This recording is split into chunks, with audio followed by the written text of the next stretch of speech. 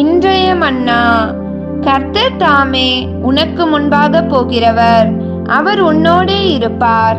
அவர் உன்னை விட்டு விலகுவதும் இல்லை, உன்னை கைவிடுவதும் இல்லை. நீ பயப்படவும் கலங்கவும் வேண்டாம்.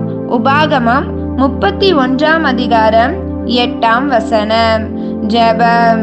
எங்களை அதிகமாய் நேசிக்கிற எங்கள் தேவனாகிய கர்த்தாவே, நீர் வானத்தையும் பூமியும் உண்டாக்கின சர்வ வல்லனுள்ள தேவனாய் இருந்தும் எங்களோடு ஒவ்வொரு நாளும் கூட இருக்கிற உம்முடைய கிருபைக்காக உம்மை ஸ்தோத்தரிக்கிறோம்.